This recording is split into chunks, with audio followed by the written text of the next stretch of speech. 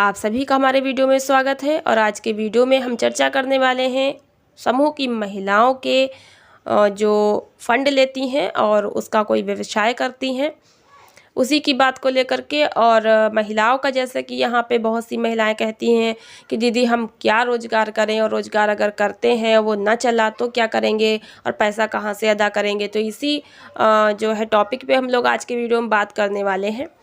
और आप सभी को हम समझाएंगे कि कैसे क्या करना होता है। और आप लोग जो इस तरह की बात सोचती हैं तो ऐसा क्यों सोचती हैं, जो भी महिलाएं इस तरह की बात अपने मन में रखी हैं, वो वीडियो को लास्ट तक तो ज़रूर देख लीजिएगा। आप सभी लोग वीडियो को एंड तक देखिएगा। काफ़ी कुछ आज की वीडियो में आपको समझने को, सीखने को मिलने वाला है। और इसी तरह से मैं आप लोगों का मोटिवेट भी करूँगी आप लोगों को। और साथ ही समूह से रिलेटेड मैं काफ़ी कुछ जानकारी अपने वीडियो के माध्यम से देती रहती हूँ, चाहे वो समूह की कोई अपडेट हो, जॉब से रिलेटेड हो, कोई भी नई योजना हो, जानकारी हो। तो चैनल को सब्सक्राइब तो कर ही लीजिएगा। और आज की वीडियो अगर आपको ज़रा भी अच्छी लगती है, मेरी बात अगर आपकी समझ में आती है, तो वीडियो को लाइक तो ज़रूर कीजिएगा, शेयर भी कर दीजिएगा, ताकि और भी लोगों को इस तरह का जो है मोटिवेशन मिले और वो भी आगे बढ़ने के बारे में सोच सकें। चलिए आज के वीडियो में टॉपिक पे बात कर लेते हैं। जैसा कि समूह की महिलाएं कहती हैं कि दीदी हम कौन सा व्यवसाय करें। देखिए, ये हम मानते हैं कि समूह की महिलाएं कभी घर से बाहर नहीं निकली हैं और अचानक से वो कोई रोजगार कैसे कर सकती हैं, क्योंकि रोजगार को चलाना भी उसकी समझ होनी चाहिए, जानकारी होनी चाहिए। तो दीदी आप लोग को हम बता दें कि समूह से जो भी पैसा आप लेकर रोजगार कर रही हैं, उसमें ये ज़रूरी नहीं आया है कि आप कोई नया रोजगार कर लें जिसकी आपको कोई जानकारी ही ना हो।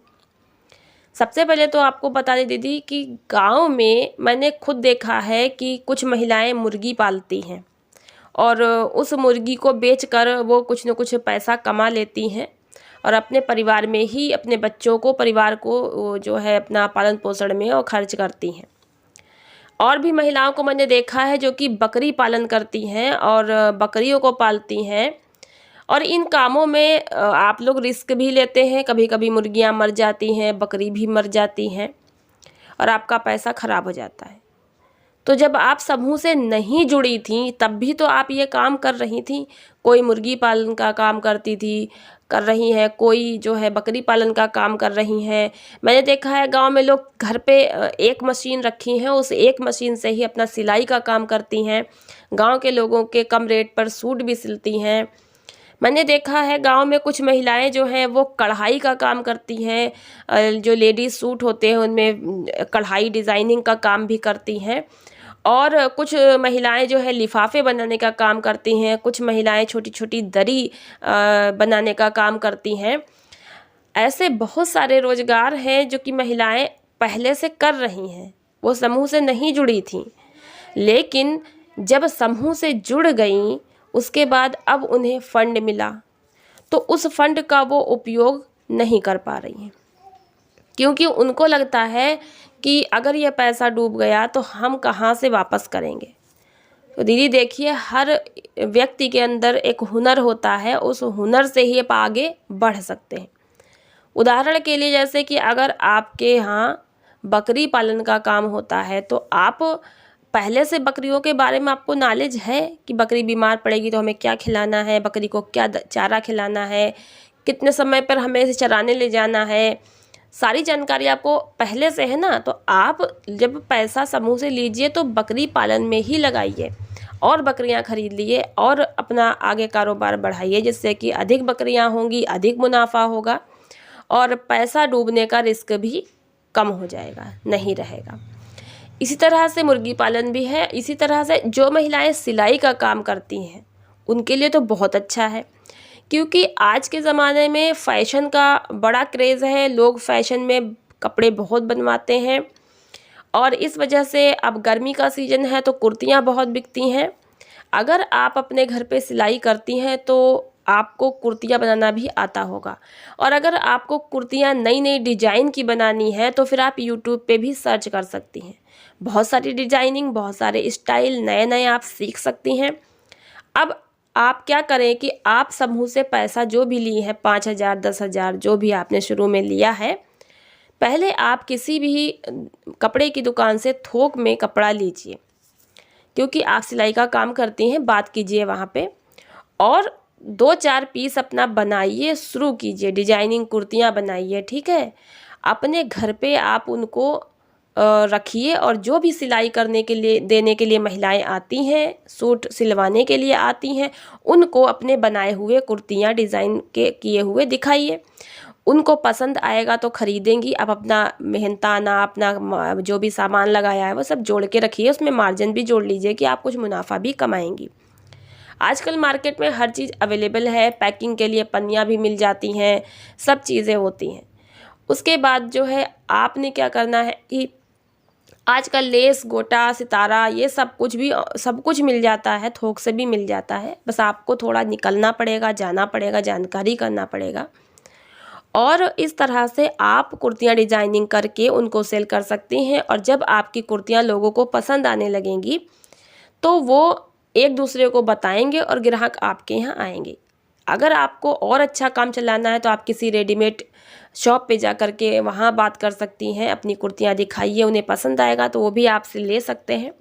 धीरे धीरे आपका काम बढ़ सकता है। और इसमें सबसे पहले आप थोड़ा पैसा लगाइए, जिससे कि आपको नुकसान का डर कम हो।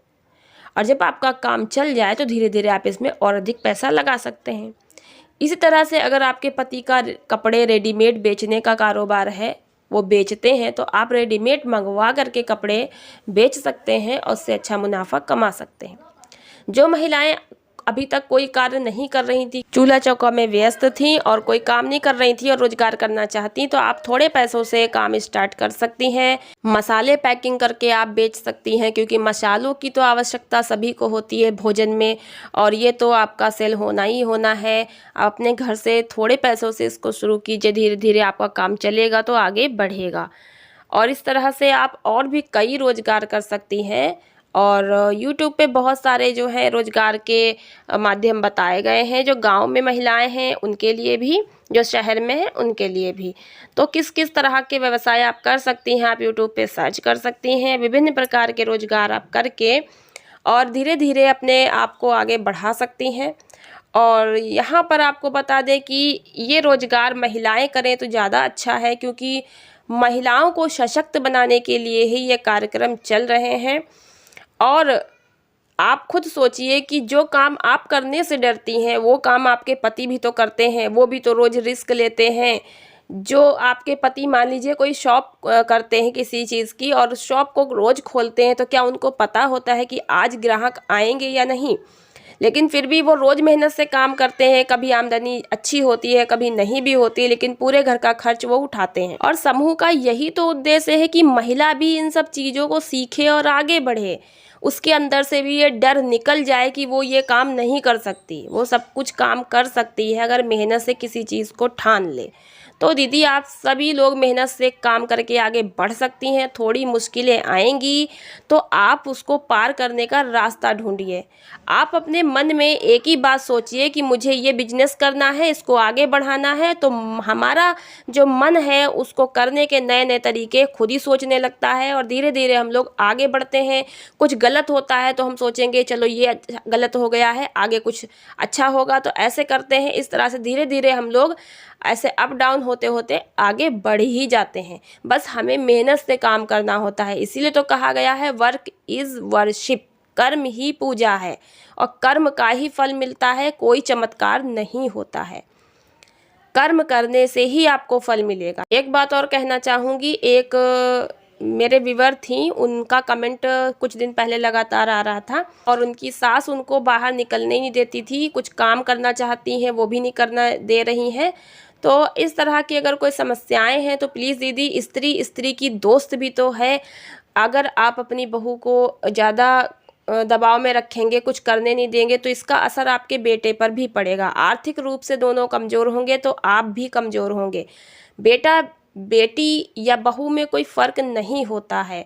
तो कृपया बहुओं को भी वो सारी छूट दीजिए जो आप अपनी बेटी को देती हैं।